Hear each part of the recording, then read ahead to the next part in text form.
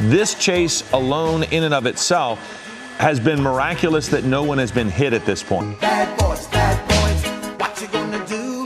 What you gonna do when they come for you?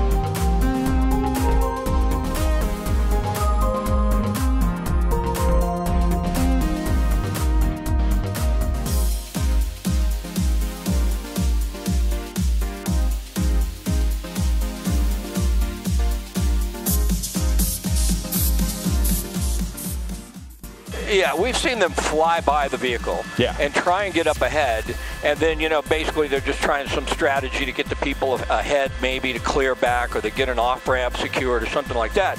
But I've never seen, at least not for a long time, you know, I've been doing this for almost 37 years, and I could tell you 30 years ago, they would do this a lot. I mean, they were a lot more aggressive, especially in some of these other agencies. They would get right behind the suspect at high rates of speeds. But over the last couple decades, things have really calmed down. And it's not usual from what we see up here for a patrol car to get that close. And at these types of speeds, if the patrol car would get in front of them, I just don't know what could be accomplished besides putting a lot more than just the officer and the suspect at risk, but also other people on the freeway. Now, if the officer continues to go by here in the carpool lane at a high rate of speed and get in front and isn't right next to him, we've seen that type of procedures before. We've seen that many times, but not right on their tail at high rates of speed.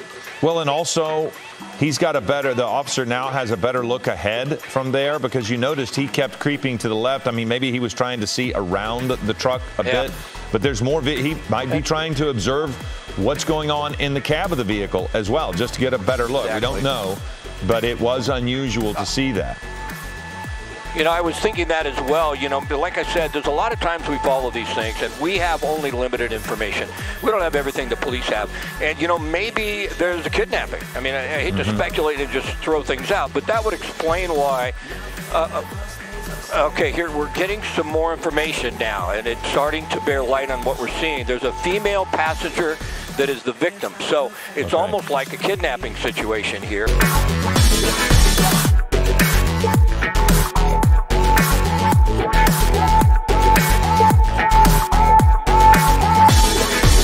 You'll see the difference now. If we change it, you'll know how. Nothing ever stays the same. Once you let it change. It's like a family tree. Part of you and part of me. And if we should separate, go your own way, I won't wait. The driver's side front door glass, and it can't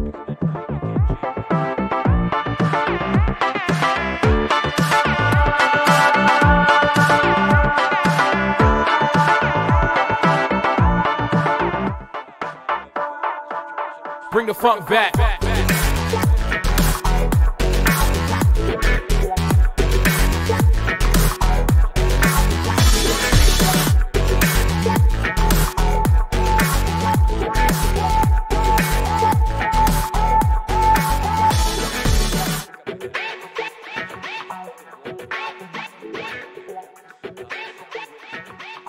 And we're speculating that he might be out of gas. So that certainly is the best way this could end as far as the pursuit portion is concerned, if that is true. And it sort of looks like that may be the case. Well, and Scott, you know, we mentioned this began as a carjacking. There's a very real possibility somebody was just sitting in the vehicle when the person, by force, took over and took off with this person. Now, that again is just conjecture, and maybe not.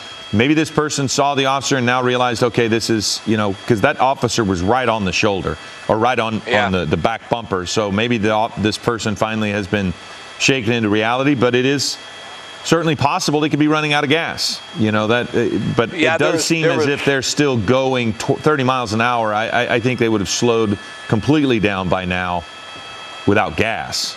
Yeah, you would think so. Yeah, you'd think the vehicle would have just completely stopped. So at this point, although it looks like that is more and more the case, maybe it started to sputter and they just couldn't keep the speed up. Sure.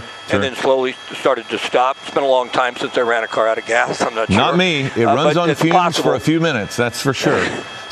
Okay. Yeah, I remember in my youth. It was just a long time ago. But this is different now. Open up a little bit. Yeah, open up a little bit. I'm just going to give you an idea of the scope. The helicopter flew overhead.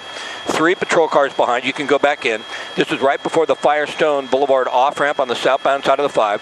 So CHP is going to block all traffic from coming down this way. We're down to 15 miles an hour. Maybe out of gas, but as you mentioned, Philip, it's really strange. If he's running out of gas, he can keep rolling. Maybe this portion of the 5 is downhill a little bit. But continuing to slow.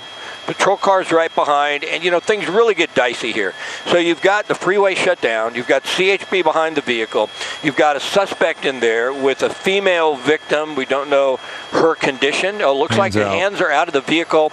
So CHP on the bullhorn is telling the suspect to do that, and that certainly is encouraging news right now that the suspect is cooperating, putting the hands out. That's what they're asking for. Maybe throw out the keys.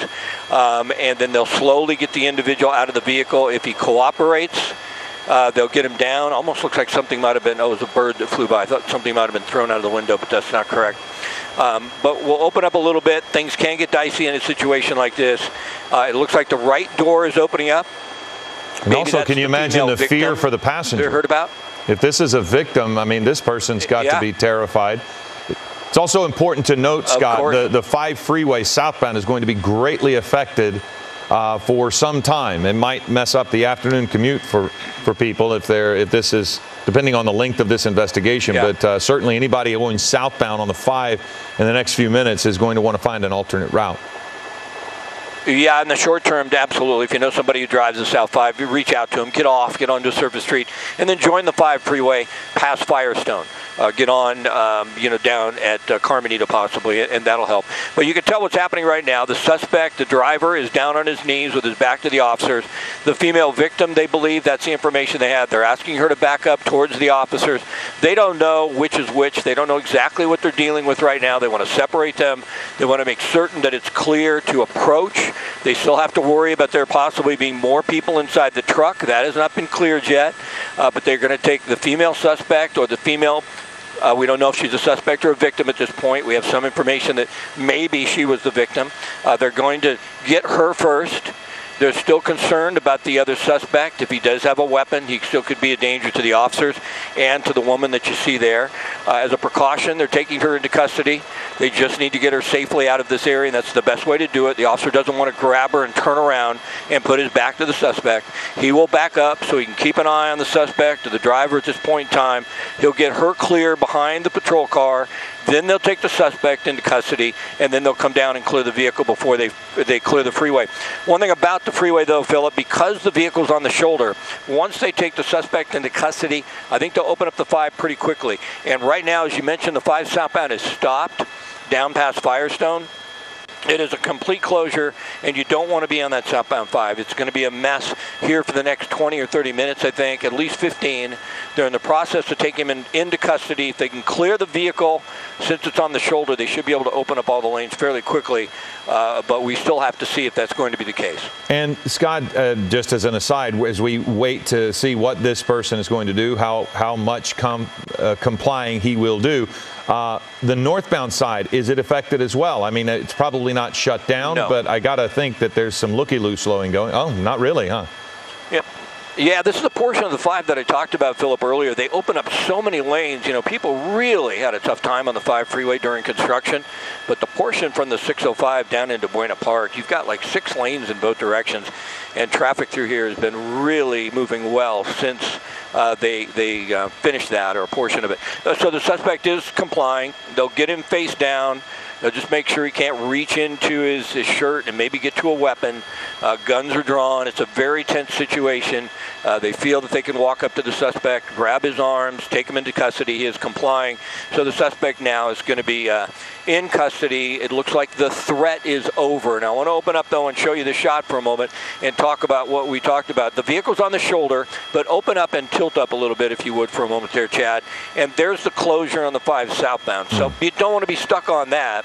I do have a feeling, though, CHP is really good about these things. Unless they have to spend a lot of time with his vehicle, I think if they clear that vehicle, they'll get their patrol cars off to the shoulder, and they'll open up the 5 pretty quickly.